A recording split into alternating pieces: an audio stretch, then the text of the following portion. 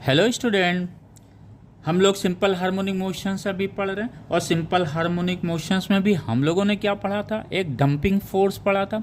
Dumping force क्या है? एक डिसेप्टिव फोर्स है।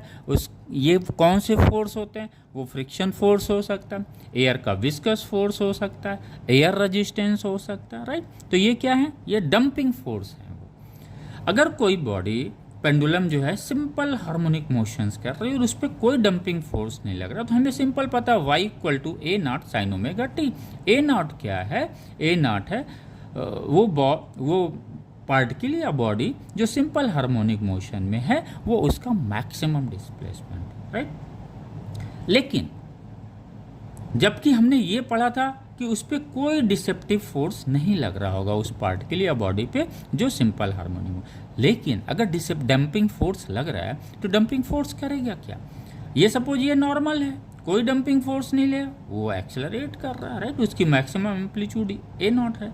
लेकिन अगर डंपिंग फोर्स लगेगा तो क्या होगा? टाइम के साथ जैसे जैसे टाइम बढ़ेगा इसका जो एम्पलीट्यूड होगा क्या होगा? डिक्रीज करेगा, राइट। तो जो एम्पलीट्यूड डिक्रीज करेगा किसके साथ? टाइम के साथ में।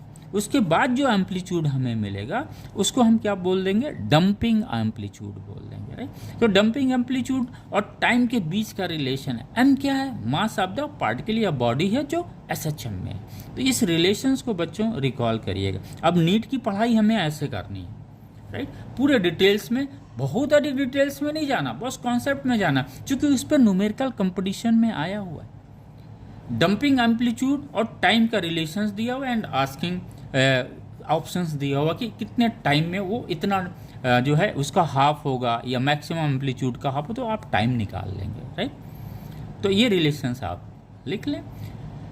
Dumping amplitude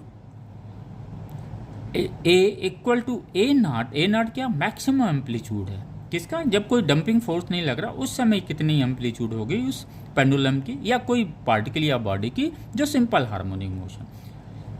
E to the power minus B T upon 2m। m क्या है? मास ऑफ द पार्टिकल या बॉडी है जो एसएचएम में।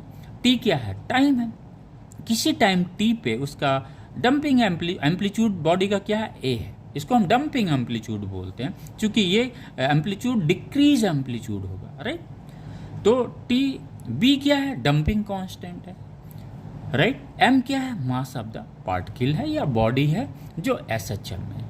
तो इस तरह से डंपिंग फोर्स में आप इसको भी अब आप रिकॉल करें, राइट। ये पोर्शंस तभी न्यूमेरिकल लगेगा। इस पर न्यूमेरिकल आ भी चुका है।